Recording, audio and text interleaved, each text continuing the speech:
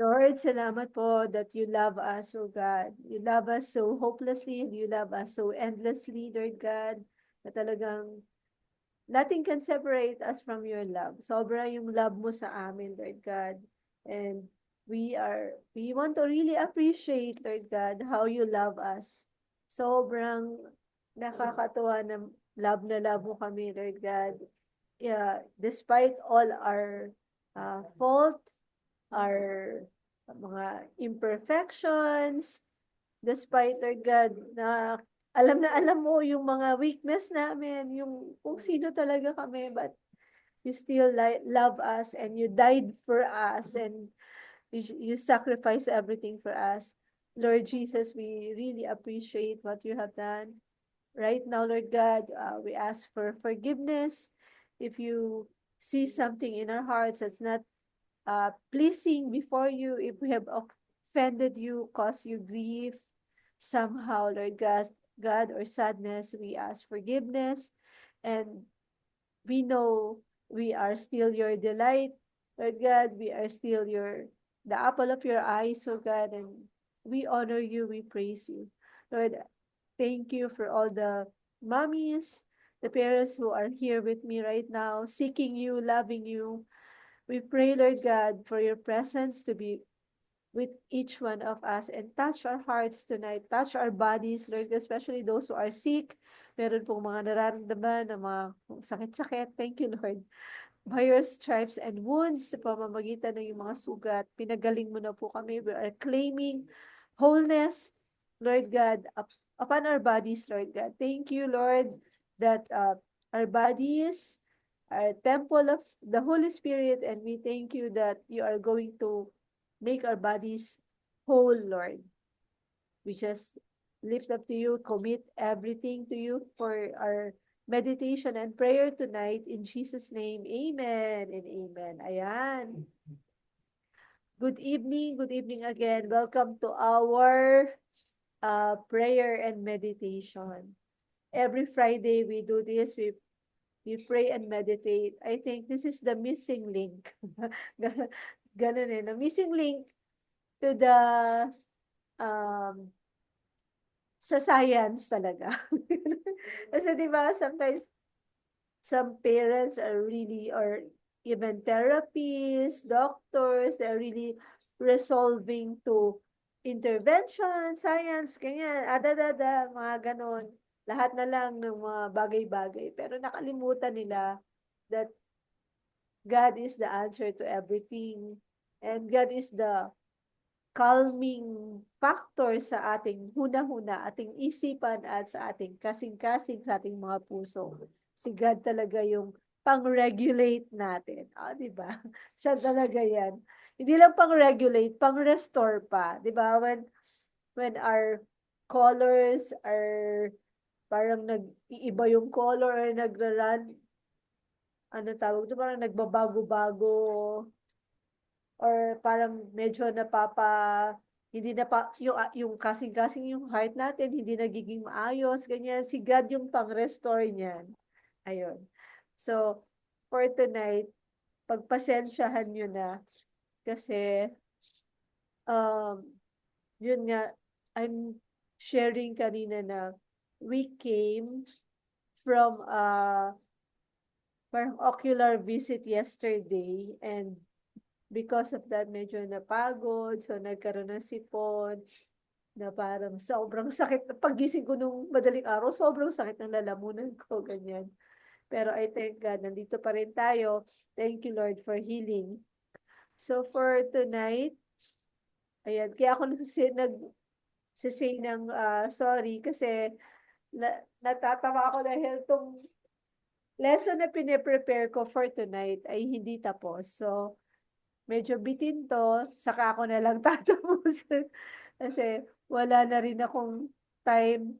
As I really need to cook, magluto ng ulam. Yun naman, alam niyo naman mga mommies, ang ating mga duties, hindi pwedeng pabayaan. Ayan, so, kinukwento ko kay Mami Net kanina na naligo ako kasi natapunan ako ng mantika. Ayun yun. So, kakatapos lang magluto. So anyways, this is a very nice topic that we have right now, no? A very special call to worship. So hindi siya tapos, pasensya na. I will try to finish it sa ibang araw na lang. Ganun. Opo. So, a very special call to worship. I believe that each one of us, meron tayong, lahat tayo, kinokall ng Lord for a very special time of worship. Merong calling yan sa atin. Sometimes we don't know na bigla na lang nagigising tayo in the middle of the night o kaya sa madaling araw. Sometimes, yung heart natin parang gusto nating, ay gusto kong makinig ng worship songs, sa mga Christian music. Ay, gusto kong magbasa ng Bible. Ay, gusto kong pumunta sa loob ng room, mag, mag-pray, ganyan. So, I call this a very special call. Yan, meron talaga tayong tawag. Yan yung tawag na galing kay God, no? So, but before we go to this, mag-sharing question muna tayo. Share nyo dyan sa chat natin na what are your most wonderful bonding moments with your BB? Ano ba yung BB? Best buddies or BFF? Ba? Best friend forever or yung pwede it can be your friend or it can be your husband. Yung talagang or your sino yung talagang pinaka BF mo? BFF. Yun. Ano yung wonderful bonding moments na ginagawa nyo together. Diba? I hope meron. Dapat may nagde-date ba kayo or what do you do together that makes your relationship special from other relationship you have with other people? Ano ba yung ginagawa nyo kakaiba? Ayan. Dito sa bahay, pinaka nai-enjoy kong time namin together is yung breakfast kasi we get to talk, nakakapag-usap kami, syempre kainan, at isa sa pinaka gustong-gusto kong bonding moment na ginagawa rin namin yung pumupunta sa province kasi yung driving, long drive, mga 5 hours drive, diba, wala kang pupuntahan, nandun lang kayo sa car, tapos usap-usap, ganyan, you have to keep awake kasi syempre nagda-drive yung isa, kailangan may mga comment-comment ka, may magdadaldal ka, ganyan. So, di ba yung parang it's a good time for us talaga bonding kasi ang tagal, 5 hours drive sa mga ganyan. Share nyo naman, ano bang bonding moments nyo? Yeah, good evening, Mami Tin, Mami Mila. Ayan, nag-comment pala sila. Ayan, sabi ni Mami Mila, kami ng mga sisters ko ay eating. Oo, talaga, iba talaga nagagawa ng eating eh. Usually eating talaga. Kami ni Cathy, date. Mahilig kami sa food ng husband ko dito sa bahay. Gustong-gusto namin ang mag-movie marathon. Tapos, tanggalan ko siya ng white hair. Wow! Fairness. Sabi si Mami Lily naman, with my hubby, when go out for a date with my sister, when we go trekking. Ay, sarap yan. Ako din, na-miss ko na yung sister ko. Siya yung kasama ko mag-hiking sa mga bundok-bundok, mga bukid-bukid. Na, nag-trekking-trekking din kami niyan. Nakapag-trek kami sa may Rizal, bundok sa Rizal, dito sa Cebu, sa Osmeña Peak. Masaya. Masaya kaya yan, yung umakyat ng bundok. Diba? So, kayo, yung iba dyan, alam ko, si mami ako, mahilig din yan sila kumain eh. At saka ano ba yun? Walking ng kanyang hobby. Ayan. Sabi ni Mami Lot, video calls with my hubby in Abu Dhabi. Oo, talagang yan. Kasi pag malayo, every morning before he goes to work, wow, ang sweet naman. And every night before We sleep every day. Wow, ka-nice. Mami Net, bonding moment with Pedri. Ako na sana sabi ko, bonding moment with my Rafael. And hubby every Sunday in attending worship service and eating outside and watching movie. O, di ba?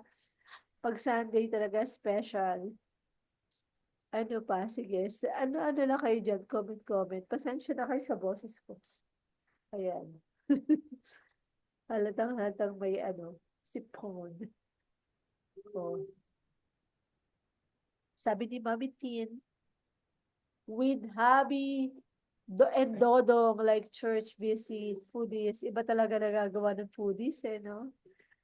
Alam nyo, kami ni hubby, kung halimbawa mag-aalis kami, parang mas we prefer kasama talaga yung si Rafael. Or halimbawa mag-out of town or stay somewhere. Parang kulang pag wala yung anak namin. Parang hindi masaya. Masaya naman, pero parang kulang. Yun yung, namin, realization namin mag-asawa. It's always best pag nandyan talaga yung anak. Oh, sabi ni Mami Au, yes, Mami Cho, every time na may Marvel movies, wow, lumalabas kami at every other month, dapat may eat out kami, tapos walking every after dinner. Ay, healthy yan, walking after dinner. Diba? Ang saya kaya mag-walking. Anyway, so, now let's go to our um, scripture. Mami Lily, can you do the honor po in reading our scripture? Okay po. Psalms 89:15-17. Happy are those who hear the joyful call to worship, for they will walk in light of your presence, Lord. They rejoice all day long in your wonderful reputation. They exult in your righteousness. You are their glorious strength. It pleases you to make us strong. Thank Amen. you, Mami Lily. Ang ganda-ganda nitong na to, di ba? Passage na to. Sobrang natuwa talaga ako nung binabasa ko to na happy. Sa totoo lang, those people who have God, who have deep relationship with God, who are spending time with God, who always have God aware na nandiyan si God, aware and talking to God, talagang happy. I would say very happy. Happy are those who hear the joyful call. But the joyful call, lagi yan, si God kinocall niya tayo mag-worship sa Kanya. The joyful call to worship. For they will walk in the light of your presence. O, diba? Pag lagi kang aware, nandyan yung presence ni God, nandyan siya, kasama mo siya. Parang kahit na ano yung ulam mo, kahit parang hindi masarap yung ulam mo, parang masarap na din. Diba? Parang ang saya lang. Kahit na ang init-init, okay lang, masaya pa rin. Diba? Kahit na, ano yung mangyari, ano yung situations, you're just so happy. Kasi, nandyan si God kasama natin, di ba? Kasama. Tingnan nyo yung dito, happy. They rejoice.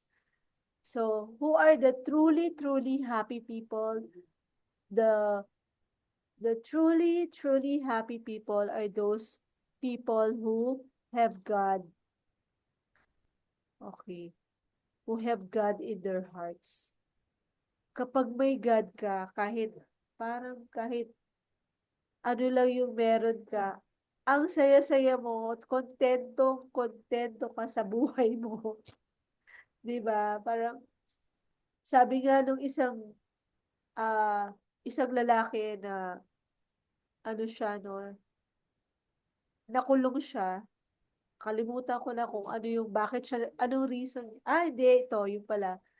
Nakulong siya kasi napatay niya yung asawa niya. Kasi nahuli niya yung asawa niya na may ibang lalaki. So, ang nangyari, parang napatay niya yung asawa niya and inside the prison, ayun, dun sa prison, may nag-share ng gospel sa kanya, merong nag-share ng love ni Jesus, yung pag-ibig ni Jesus sa kanya, love siya ni Jesus, ganyan. So parang inside the cell, inside the prison, natagpuan niya si God. At sobrang happy niya. Sabi niya, in my whole life, hindi ko pa naranasan na sobrang parang naging free ako. Nagkaroon ako ng ganitong freedom kung kailan ako nasa loob ng prisohan, ng kulungan. I feel so free in my relationship with God. Free sa kasalanan ko, pinatawad ako ni God. So nagte-testify siya ng gano'n. So nakakatuwa, di ba? True freedom talaga is really true satisfaction, joy is really having a relationship with Jesus. Okay. So, and there's always, if you have that wonderful relationship with Jesus, yung meron kang personal na relationship, you make Jesus your personal Lord and Savior, there will always be a call within the day, within, I mean, even in your busy life, in your busiest life, there will always be a call. Meron laging tawag, meron laging calling na ibibigay ang Lord sa'yo na, come, let's go. Let's bond together. Come. Gigisingin ka niyan. Yung heart mo, ipapamiss niya sa'yo yung na, come, halika. Usap tayo, ganun. So, there's a very special call to worship for for each one of us. Bakit mountain yung background ko dito, yung napili kong picture? Kasi mountain talaga, for me, it's really a place of parang date yan, date place ko yan with God. Doon sa Sambuan, sa province, pag nagbabakasyon kami, meron dong malapit lang sa bahay, kasi wala pang 1 minute, wala pang 1 minute walk. Yung favorite place ko, doon ako nagwo-worship, nagpe-pray, from our house in the province of Sambuan. Nasabi ko kay God, Lord, I really love this place. Sobrang ganda-ganda nitong place na to. Sabi ko sa kanya, pag namatay ako, Lord, gusto ko yung abo ko isasaboy dito. Ganun yun. I-spread dito. Kasi sobrang, ang ganda dito sa lugar na to. And I get to bond and fellowship with God in this place, dun sa mountain na yun. Kaya yung iba talaga yung dating sa akin ng mga mountain. Oh, kawawa si Mami Arlene kanina ka pa nga pasok ng pasok.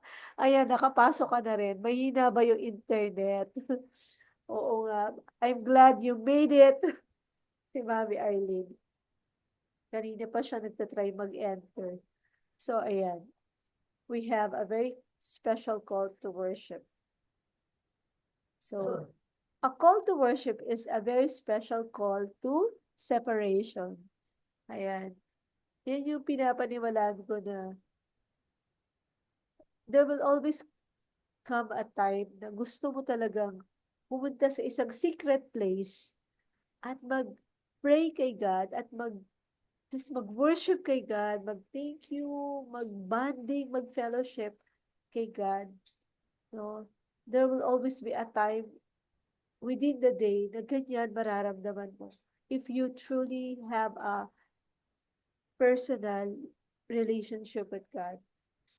Okay? And a call to separation is a call to be set apart. Ibig sabihin, to be set apart in standard and values. Di ba pag di ba meron kang relationship or di ba nung may boyfriend or girlfriend, ganyan, di ba? Meron kayong sariling standard nyo na gusto nyo, kayo lang dalawa. Dapat faithful, dapat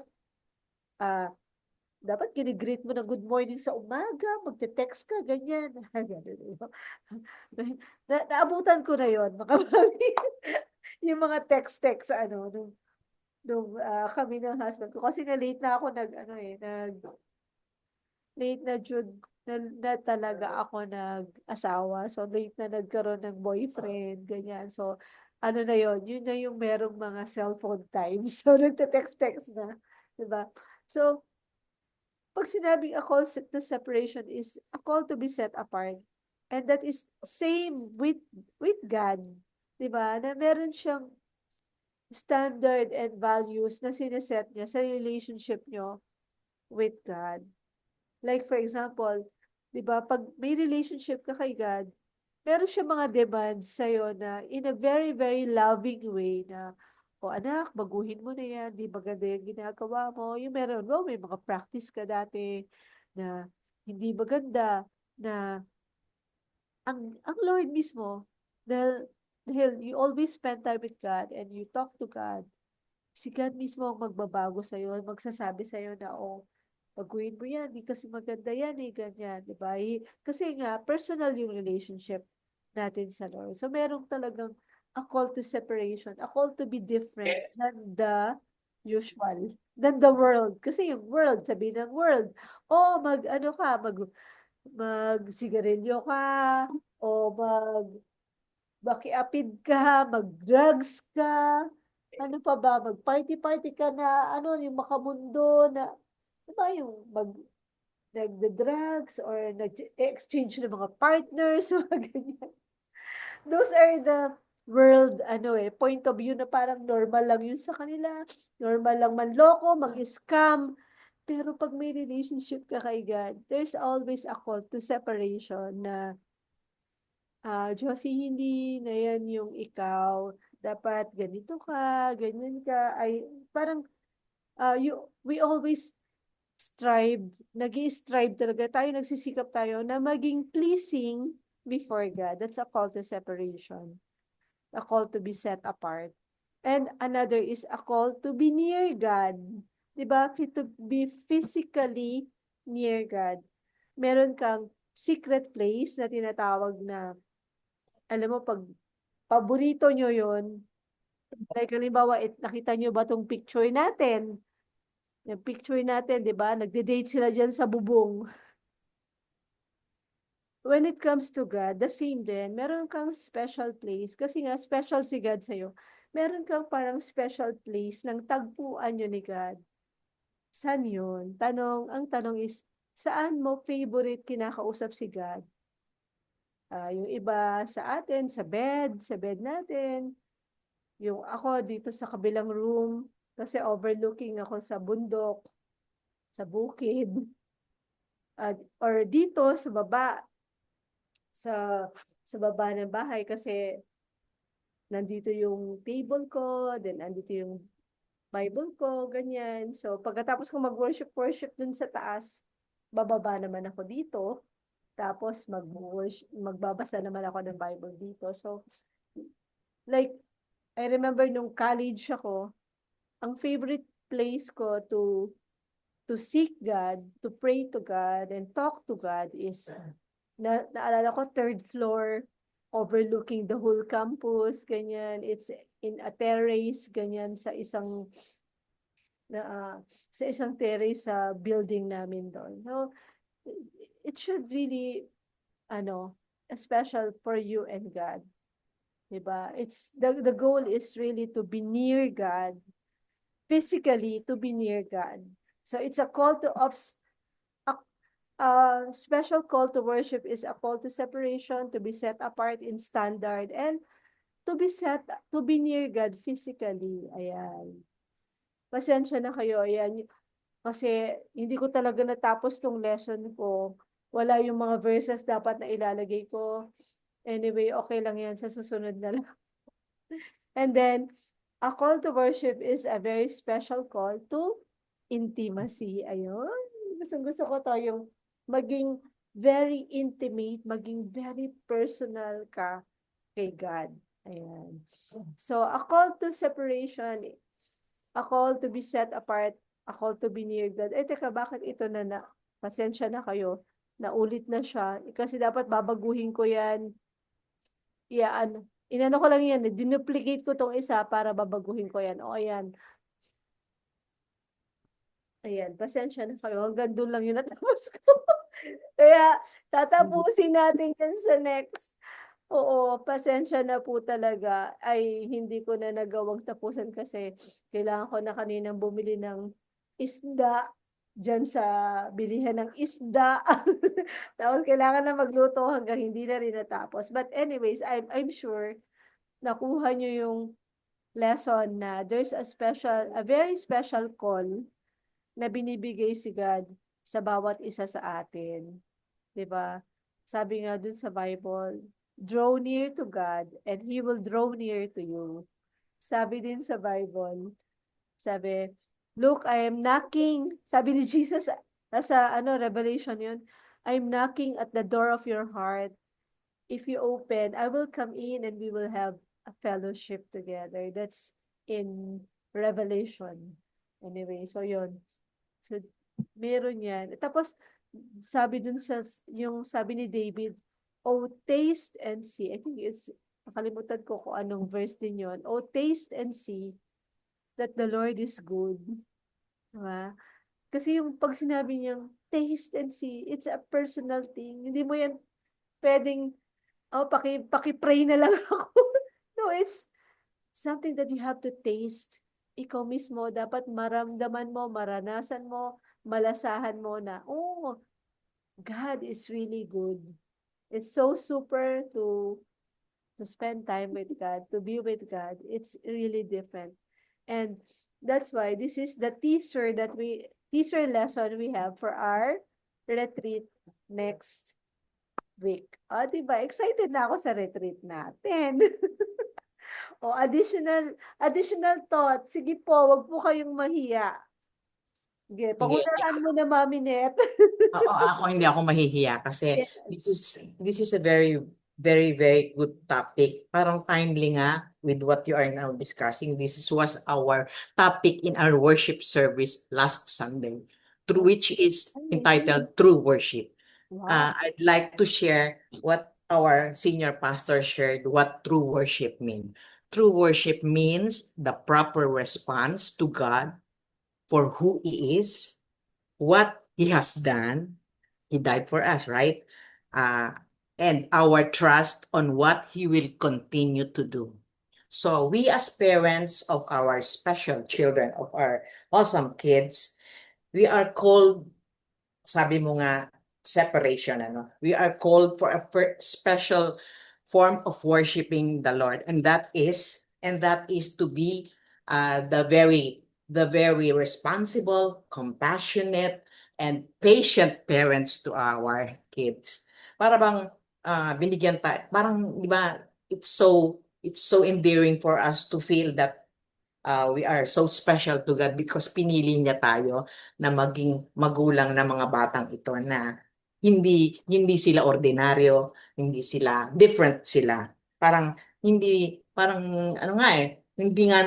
nga sila tatawaging special, but rather us, we are special to God. We are special to God dahil sabi ni God sa atin, ay, piliin ko tong si Net, sabi niya gano'n. Meron akong assignment sa kanya Meron akong special duty ibibigay sa kanya. And each and every one of us has that kind of assignment from the Lord. From the Lord, we are being called to worship Him in spite of, yun sabi mo nga, Mami Josie, pupunta tayo sa isang place at ang parang extent ko lang yung meaning ng place na sinasabi mo. This place na para sa akin is the place that we are with our children. Yung ating pag-aaruga, that is the place, not physical, but that is the place na nandun tayo sa isang place na aarugain natin ang ating mga anak na aayon sa kagustuhan ng ating Panginoon. Yung bang walang kailangan kahit anong hirap, hindi tayo bibitaw. It's very good that we have this community. Sabi mo nga, many parents are very, very dependent on science. And parang sabi ni God, yung science galing sa akin yan. But the faith in Him na kayo ay create ko for a purpose. So parang sinasabi sa atin ni God, mas magtiwala tayo sa Kanya rather than science. Of course, create niya yung science para parang kaakibat lang ng pagtitiwala natin sa Kanya. Parang ganun. Thank Thank you. you, Mami Net. That's really nice. Oh, sino pa gusto mag-share? Sige po, wag na kayong mahiya. Me. Ayan, Me. Mami Kat. Sige, go. Okay. Dito ako sa ano, Mami Jo, sa shinare mo na to be near God. Kasi I remember Psalms 91 that says, He who dwells in the secret place of the Most High shall abide under the shadow of the Almighty. When we say shadow, that means you are near God. No, we cannot be under His shadow na hindi tayo malapit sa Kanya, that we are not near to God. So physically, we are really near to God. So, to be under His shadow is to be near to Him. And also, there are times now we feel farther away from the presence of God, but actually He's not. No, He is as close as our next heartbeat. He is with us every moment of every day. So, yun, He is very near to us. Ano lang, yung feeling lang natin na ano siya, na malayo siya, but He's not. He is very close to us, especially when times na we are broken-hearted. Ayun nga sa ano niya, sa word sa Psalms na He is near to those who are broken-hearted. So, yun lang po. Thank you, Mami Kat. Oh, meron pa bang gustong magdagdag before we go to our prayer? Sige po, wag na kayong mahiya.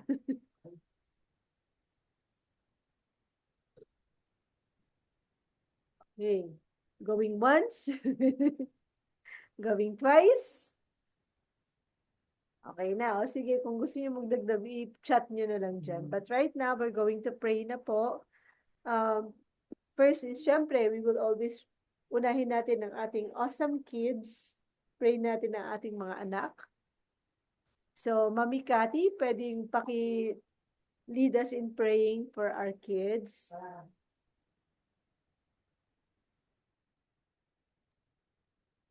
Okay po, let us pray.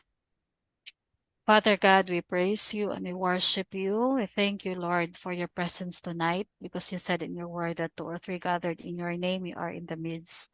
Thank you, Father God, for being so good and so faithful, for guiding us on our journey. Father God, I lift up to you our kids with special needs. I pray for your light to shine upon them, Lord. I pray for your love to be upon them, Lord God. I pray that you wrap them, Lord, with your loving arms. Lord God, I pray for growth and also maturity, Lord God, in every area of their life. Lord, touch them from head to toes, from inside out. Thank you so much that you love them and you take care of them. Lord God, strengthen their body, Lord, protect them and keep them from harm and danger. I pray for all the kids who are sick right now, declaring healing, that by your stripes and by your wounds, O Lord Jesus, they are healed. I pray, Lord, that all the kids with special needs will be taken care of. They deserve, Lord God, all the love in the world.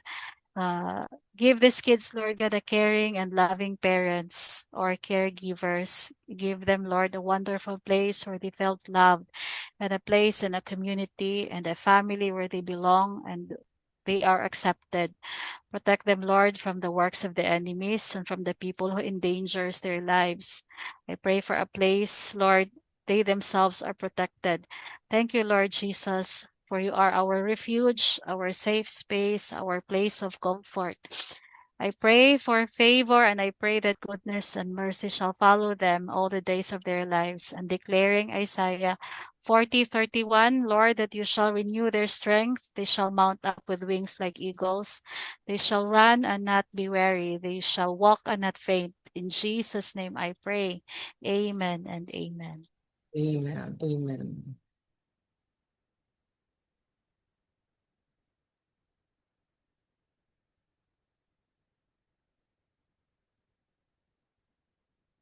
Nakamute ka po, Mami Jo. Sorry, Mami Net, kindly lead us po in prayer for the parents po. Lord, thank you so much sa binigay mong panahon sa amin ngayon para magtipon na naman kami, Panginoon. Ang mga kapwa ko magulang na umaasa sa iyo sa binigay mong assignment sa amin, Panginoon. Salamat, you are all the provided Lord of us. Thank you, Lord, sa mga pagsubok, sa mga challenges na binibigay mo sa amin bilang magulang ng mga awesome kids na ito. Salamat, Panginoon, na tinawag mo kami to worship you. Tinawag mo kaming sumamba sa iyo dahil binigyan mo kami ng assignment para tugunan ang assignment na iyon, Panginoon. Salamat, Panginoon, na salamat, Panginoon, at alam naming you will continue to sustain, to give us sustenance and perseverance in whatever we do as parents of these children. Inihingi po namin ng kapatawaran ang lahat ng aming pagkukulang, ang aming mga pag-express ng aming pagiging impatient namin to our children. We ask for your forgiveness. Inihiling po namin na bigyan mo kami ng mahabang pasensya sa tuwing makikipag-deal kami sa aming mga anak, Panginoon. At alam po namin na bibigay mo sa amin ang aming hinihiling sa lahat ng panahon, Panginoon. And we all pray that each and every one of this group, the parents, the parents, na magiging malakas ang aming pananampalataya sa iyo.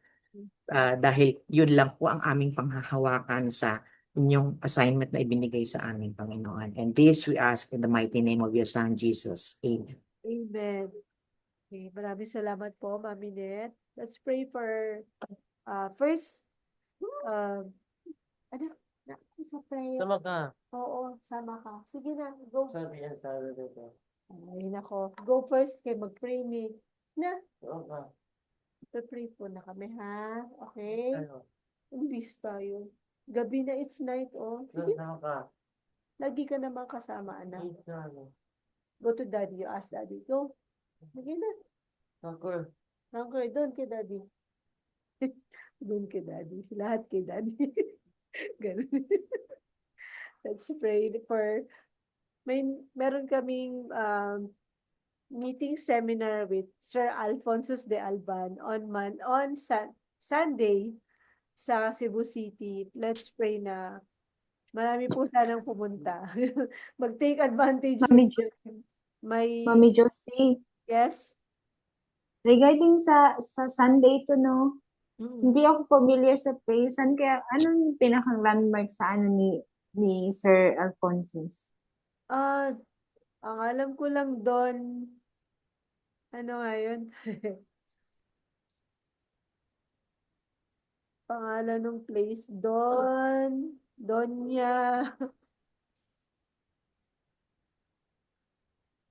Doña Apollonia Sports Complex, Juana Osmeña Extension, near Martinez Compound. Hindi pa rin ako Saan kaya? nakapunta, Mami, pero malapit, alam ko, capital site malapit or malapit lang sa capital site. Ano mo lang, Google Map. Kaya Sige. Google Map ko lang din. Sige, Hindi pa ako sige. Thank you. nakapunta. May? Oo, pero let's pray na marami Oh. talagang take advantage kasi nga may free consultation. Tapos, let's also pray na safety. Tapos, let's also pray for our retreat next week. Sana madagdagan pa rin mag-join, mag-a-attend. So, and let's pray na talaga maging successful yung retreat natin. So, yun lang munang dalawa na yun ipagpe-pray natin.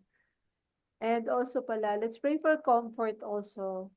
Na-feel ko lang na kailangan ipag-pray natin yung accident doon sa ano yun, sa Esitex. Kasi there were parang parent and kids going to children's camp. So sabi ko, sobrang devastating yan sa family. So let's pray na for God's comfort to be upon them. So yun, let's pray. Father God, we want to lift up to you. First, yung pong aksidente na nangyari po dun sa SCTEX. Lord, we're asking for comfort upon all the families of those who are victim by this accident, Lord God. Praying for your love to comfort them and let there be justice for these things that happened. Lord, ikaw na po yung tumulong sa mga families ng mga nabiktima, Panginoon. Just show your compassion and love for these people. In Jesus' name. Lord, ganoon din po, we want to lift up to you our event on Sunday, yung amin pong enhancing the rights of PWD. We're praying, Lord God, for more people to come. Sayang naman po kasi yung pagpunta nila Sir Al dito. We are praying, Lord God, that there will be more additional families that will really go and take advantage of this seminar, Panginoon. We also pray for safety upon everyone who will be coming, and also traveling mercy doon sa mag-asawa kay Sir Al at Ma'am Kim. And Lord, we pray that even as they stay here, that they will really find comfort in you also. They will find you, they will really be happy and find favor even in the eyes of men, Lord God. Praying for successful seminar on Sunday with them, Lord God. And we are praying, Lord God, sa lahat ng pupunta doon, lahat ng kahit yung mga taga-barangay or sino man yung mga magpupunta doon, Panginoon, we pray for your goodness, salvation to be known among them, and that, Lord, let it also be a time wherein they will still find you in their hearts. Ganun din po, we want to lift up to you our retreat. Next week na po yan. Praying for all the preparations na ma-prepare po namin lahat na kailangan i-prepare. And thank you for provisions, Lord God. Thank you also, Lord, that you're going to prepare all the hearts of those who will come. And Lord, gawin pong successful yung retreat namin by pouring out your Spirit, your presence to each and everyone who will be coming, Lord God. Na mag-e-enjoy po talaga lahat ng mga mommies, ng mga mag-join, Lord God. Mag-enjoy po kami lahat, yung presensya mo, yung place, yung magkakaroon ng friendship, ng bonding.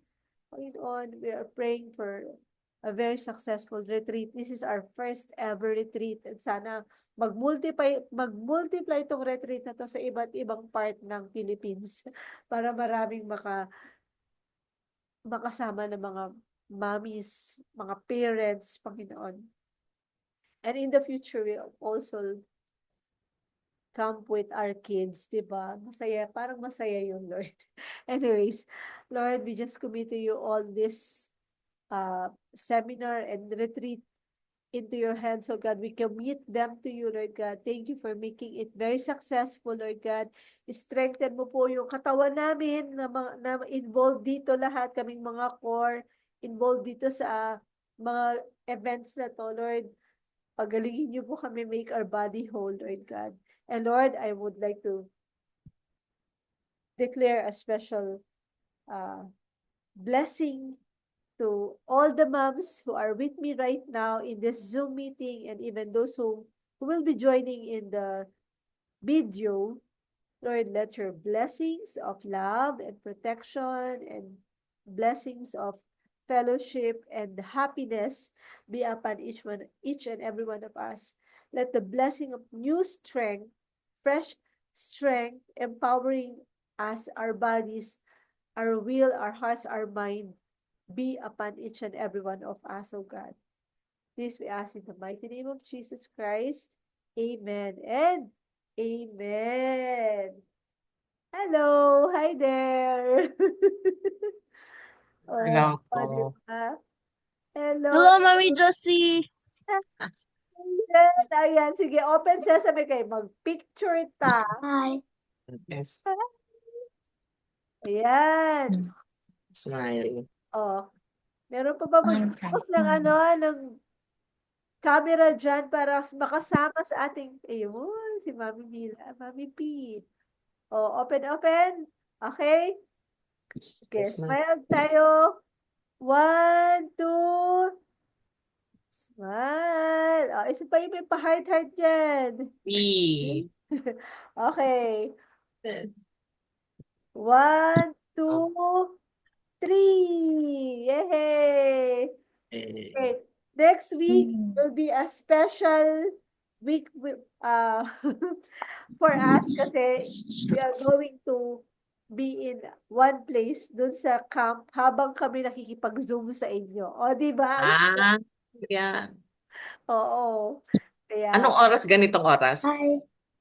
I think mga ganitong oras mo, isa 7:30 yung schedule mo, Mami Jo. 7:30. So, mga Oo. ganito, before, Isi-send mo na lang yung link. isasend ko yung link kasi mag-worship pa tayo, ganyan. So, mga ganyan, 7:30 siguro po. So, Ah. Mami Mila, sama ka ha. Sama ka doon sa retreat. Ayan, si Mami Mila. Kasi taga dito ka lang din sa Cebu eh. Para bonding time. Okay, God bless everyone! Ah. Bye. Bye. God Bye. bless.